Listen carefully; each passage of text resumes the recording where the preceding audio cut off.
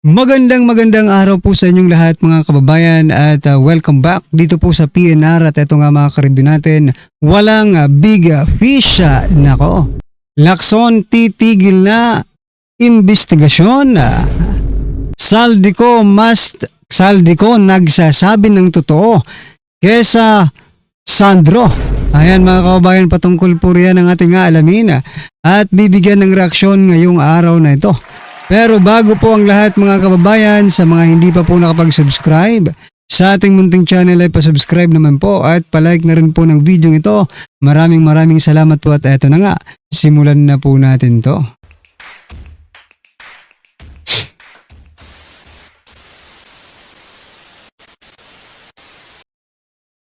So yan mga kababayan, simulan po natin dito sa sinasabi po ni Senator Erwin Tulfo na titigil na sila sa pag-iimbestiga sa flood control anomalies or iskandala.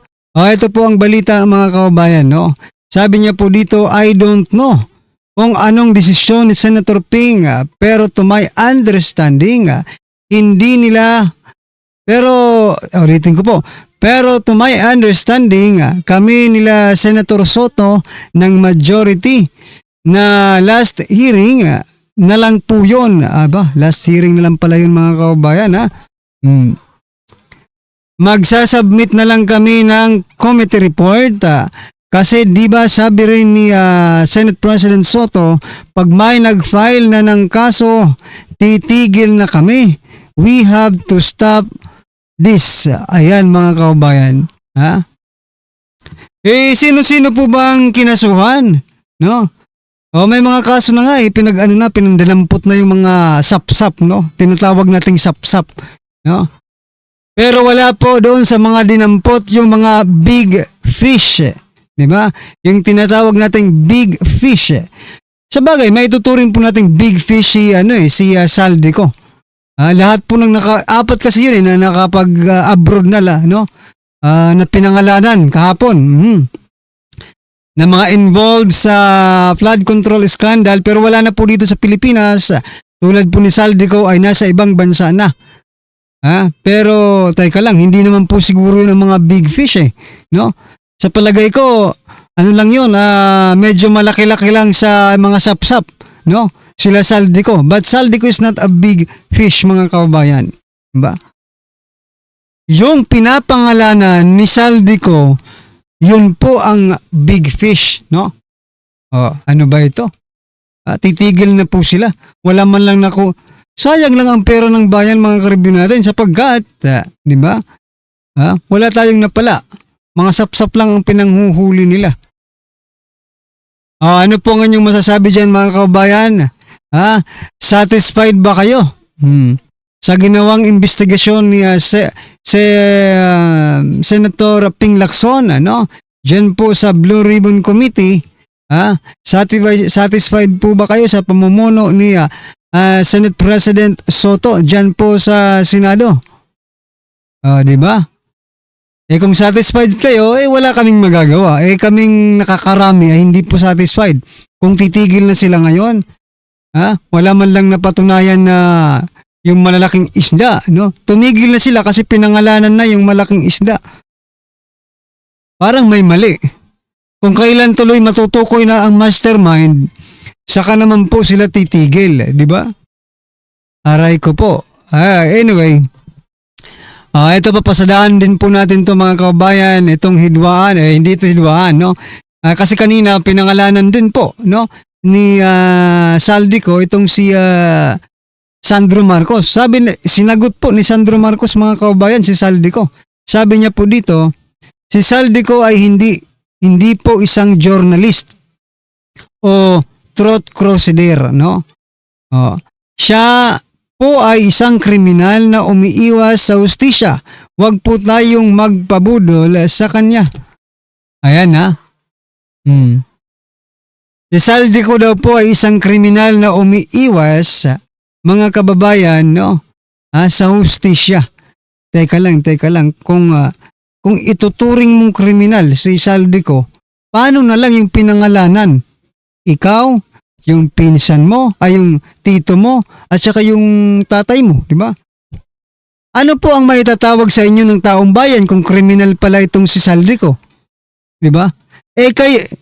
Kayo po ang nag-i-insert, 'di ba? Kung baga kayo ang mastermind, 'di ba? O kayo po ang mastermind ng isang kriminal na ito na sinasabi ni Sandro Marcos.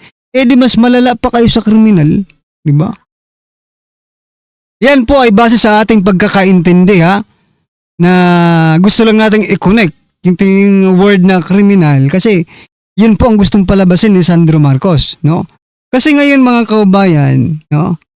Mas sa ating mga ordinaryong Pilipino ha, mas parang totoo sa atin yung sinasabi ni Saldico kasi nagko-connect po sa mga sinasabi ng ibang testigo tulad na lang po ni Sergeant Orly Gutesa, di ba? Gusto lang natin i-connect yung sinasabi nilang kriminal daw si Saldico, paano na lang yung pinangalanan yung mga mastermind, di ba? Ano sa palagay niyo mga kaubayan? Napapaisip na rin kayo kung ako napaisip na rin ako, baka kriminal din, di ba? Baka mas malala pa sa kriminal. Yun po ang naisip ko bigla mga kaubayan. Anyway, ano man po ang inyong opinion, reaksyon dyan mga kaubayan, i-comment nyo na lang. Pero teka, tingnan po natin yung mga nag-react sa post na ito ha. 16,000 ang tumawa, 4,300 ang nag-like. Nako, ang nagalit po ay 578. Ayan mga kaubayan, no. Dagdagan nyo na ito. Puntahan nyo na po. Post po ito ng News 5, 3 hours ago mga kaubayan. So ayan, ano po ang inyong masasabi dyan? I-comment nyo na lang dahil eto may papasadahan pa po tayong balita bago tayo mag-i-play yung video, no? Eto naman po mga kaubayan, sabi naman po dito sa post na ito, sa news ngayon, kung hindi galing, kasi inaano nila sinasabi nila that the president is walang involvement, di ba? Marami pong nagsasabi tulad ni Toby Chanco, Lacson, Soto, iba pa mga kaubayan, no? Sabi naman po dito sa post na ito, tinira sila, binanatan sila. Sabi po dito, kung hindi galing sa Pangulo ang utos, bakit hindi pa noon tinanggal sina Pangandaman at Bersamin? Bakit ngayon lang, Bakit ngayon lang nang mabisto ng publiko? Correct mga kabayan. Diba kanina sinasabi ko mga kayo sa last vlog natin kanina, na sabi po ni Toby Chanco, ni Congressman Toby Chanco, ay noon pa man ay sinita na po ni President Bongbong Marcos Jr. si House Speaker Martin Romualdez at saka si Saldico dyan sa mga ginagawa nilang pagnanakaw sa kaban ng bayan. Sinita, di ba? Ngayon, mga kaubayan, i-apply po natin itong sinasabi dito na bakit hindi tinanggal. Di ba? Alam na pala ng Pangulo noon pa na merong ganyang nangyayari. Bakit pinabayaan niya lang? Di ba? Bakit hindi niya pinapalitan? Si Saldico at si Speaker Martin Romualdez, 'di ba?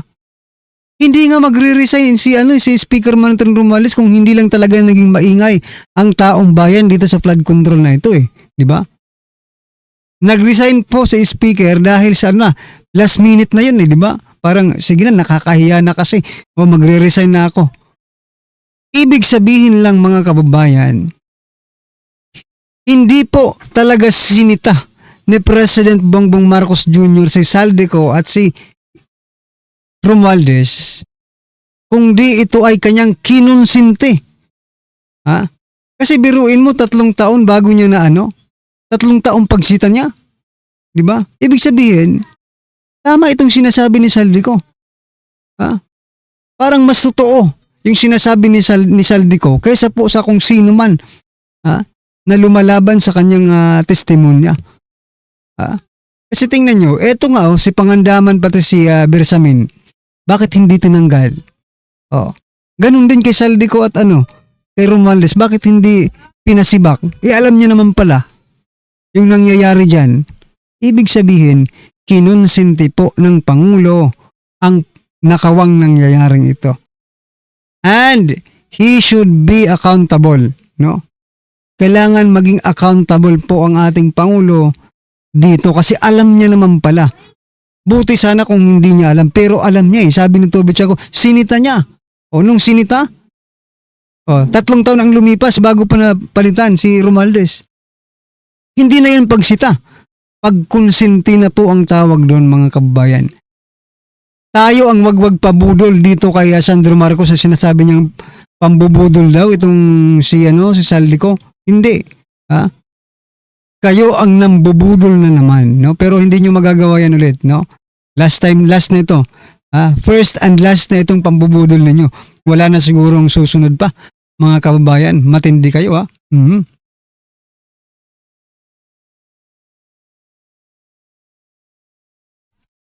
Anyway, ano pong inyong opinion dyan, mga kababayan? I-comment nyo na lang. At eto, pasadahan na po natin ang video ito na kung saan, nako po, eto mga kababayan, sabi po dito sa caption ng video ito, Marcos niligtas ang sarili, nilaglag si Martin Romualdez. Eto, pakinggan po natin si Sir Banat Bay at bigyan po natin ng reaksyon. Eto na po. Akala nila, sa pagtatanggol nila kay Marcos, akala nila nakakalusot si Marcos. Oo, akala nila. Yan ang ano eh, di ba si Lacson yan din ang bibig niya. Ito rin, may isa pa nagtatanggol sa kanya, si Tiangco. Naniniwala raw si Congressman Toby Tiangco na walang kinalaman sa issue sa budget si Pangulong Bongbong Marcos. Mismong ang Pangulo pa nga raw ang nanita kina dating House Speaker Martin Romualdez at dating Congressman Zaldico. Kaugnay sa sobra-sobra umano nilang pagkuha ng pera mula sa pondo ng gobyerno. Nagbabalik si Tina Panganiban Perez. Nagkwento si Navotas City Representative Toby Tiangco sa kanyang nasaksihan na magkaharap-harap sila ni na Pangulong Bongbong Marcos at dating House Speaker Martin Romualdez. Pag-upo, ang bungad talaga kaagad ng presidente kay Martin is, Martin, kayo ni Saldi, ilan bang bahay sa Forbes ang gusto nyong bilhin? Ilan bang eroplano ang kailangan niyo? Ilan bang Ferrari ang gusto niyo? Ganong karaming pera ba ang gusto niyo? Ganong karaming caviar ba ang kaya niyo kainin? Nangyari raw ito noong November 24 ng nakaraang taon pagkatapos ng regular na tanghalian ng kanilang pamilya sa Malacanang. Kailan daw?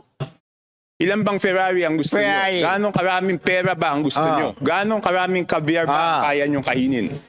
Nangyari raw ito noong November 24 ng nakaraang taon pagkatapos ng regular na tanghalian ng kanilang pamilya sa Malacanang. Imaginein mo ito matindi. Akala niya may lulusot niya si Bongbong Marcos dito. Hindi. Yung nakawa nagsimula 2022. 2024, dun palang nare-realize ni Marcos na yung silang Romualdez at si Zaldico kumukulimbat ng pera. At pangalawa, if that is true, bakit hindi mo pinakulong? Tama mali. Yan ang sinasabi ko kanina, di ba? Si Tiangco dito, isang malaking katarantaduhan. Sorry Tiangco malaking katarantaduhan yan eh.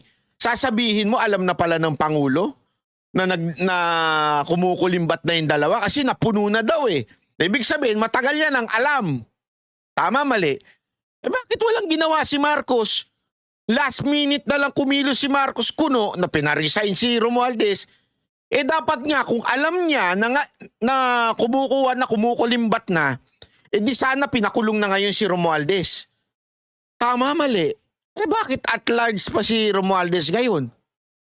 Kaya katarantaduhan ito. Katarantaduhan, sorry Isang lalo mo lang pinalubog si Marcos dito. Magpipinsa ng Pangulo, si Romualdez at asawa ni Tiangco. Doon niya pinagalitan si former Speaker Martin Romualdez. No? At sinabi na kayo ni Saldico, sobra na kayo, kinukuha niyo lahat ng pondo at wala akong nagagawang flagship projects. Sabi ni Tiangco. So isipin mo yun, ganun katanga si Bongbong Marcos. Based sa pahayag nito ni Tiangco. 1, inabot niya ng 3 taon bago ma-realize. 2, na-realize niya na, pero anong ginawa? Pinagalitan lang, hindi pinakulong. Anong katarantaduhan yan, Tiangco? Di ba? Katarantaduhan eh. Sorry for that term, pero that's the real term. Katarantaduhan niya sinasabi mo, Tiangco. Lalo mo lang isinusubo yung presidente mo. Dumaan na ang ilang taon, tsaka lang niya na-realize. At the same time, hindi niya pa pinakulong. Tinanong siya last time, di ba? Asangkot ba si Romales? Ang sagot niya, hindi. Oh. So, ibig sabihin, sino sinungaling sa inyong dalawa? Tiangco, ikaw o si Marcos? Parehas po silang sinungaling. Kalokohan. Pag-alaman niya kalaunan na nagalit ang Pangulo dahil nagsumbong daw ang Japan International Cooperation Agency o JICA sa Pangulo na ang counterpart na pondo ng Pilipinas para sa mga proyektong pinapondohan ng JICA ay tinanggal sa pambansang budget. Ang nangyayari nung nangako si former Speaker Martin Romualdez na kung ano man yung tinanggal na mga flagship projects ay babalik sa BICAM. Nung lumabas yung BICAM, nung lumabas yung GAA noong January, wala yung mga projects na yun. Naniniwala raw si Tiangco na walang kinalaman ng Pangulo sa anomalya sa budget. Dahil pinsan niya si former Speaker Martin Romualdez, ang isip ng tao is pro-protection na niya. Kaya siya ay nalagay sa sitwasyon na kailangan niyang patunayan sa mga mamamayan na di niya proproteksyonan ang kanyang pinsan at no one is above the law. Pero teka lang. Sabi rin kanina na yung asawa mo at saka yung asawa ni President Bongbong Marcos or na Romualdez ay magpinsan. Ha? Diba? Sinabi kanina mga kabayan, yung asawa niya, correct me if I'm wrong ha? Sa narinig ko. Yung asawa ni President Bongbong Marcos Jr. at saka yung asawa ni Tiangco ay magpinsan. Ibig sabihin yan, parehas lang kayo. Posibleng pinagtatakpan mo rin ito. Diba? Parehas lang kayo. Huwag kang magmalinis, Tiangco. Dagdag ni Tiangco. Yung isa pa palang na sinabi niya in front of me is, kayo ni Saldi, ang dami yung kinukuha, grabe yung corruption sa House, at alam mo, Martin, wala akong natatanggap dyan. Ang sinasabi ni Martin, wala siyang natanggap. Ang sinasabi ni Saldi, wala siyang natanggap. Silang dalawa yung nagtuturuan eh. Teka lang, sabi niya in front of me. Nandun siya nang sinabi. Talaga ba? Kung akong presidente, sasabihin ko, speaker tapos appropriation sa harap nito, ni Tiangco. Bakit ko sasabihin yun? Sige nga. Bakit ko sasabihin sa harapan mo? Sige, mapapaisip kayo, di ba? Baka may kinalaman rin ito. Di ba? Baka nag-uusap-usap sila. Di ba? At nagalit ang Ops, teka lang. Ibig sabihin, nandun ka. Tiangco, nandun ka. Dahil in front of me, sabi mo eh. Di ba? Kaduda-duda talaga ang mga sinasabi ni Tiangco, mga kababayan. Magdududa ka sa taong ito. Naka po, wag po kayong papabudol Di ba may Hindi, kasama si Marcos doon. Kasama si Marcos na nagtuturuan doon. Silang tatlo nagtuturuan. Ayoko na nga magmura eh. Kasi nakakabuisit. Bilyon-bilyon na nawala. Tapos sasabihin nila, wala sa kanila nakatanggap. Sobra naman lokohan to. Di ba sobrang lokohan to mga kababayan? Niloloko tayo. Silang tatlo walang natanggap. Baka ikaw, Tiangco, may nakatanggap. Hindi, di ba? Alam nyo, mga kababayan, hindi natin kasi, sabi ko nga sa inyo, hindi pwede na ang pula ay sasabihin mo dilaw. Maaring nagsasama na sila ngayon. Pero ang pula ay pula. Ayun, magkakaiba na lang na shades yan. Okay? So ano ibig ko sabihin? May nawala, may nanakaw, meron na rantado doon sa budget natin. Diba? Meron, may kumuha, nawala, may ghost project. So yan mga kababayan, naniniwala ba kayo dito sa sinasabi ni Tiangco? Nako, yan mga kababayan, ano po ang inyong opinion? Patungkol po sa video ito, i-comment nyo na lang po mga kababayan. At ayan, maraming salamat po mga kababayan. Please don't forget to like the video. Maraming salamat po.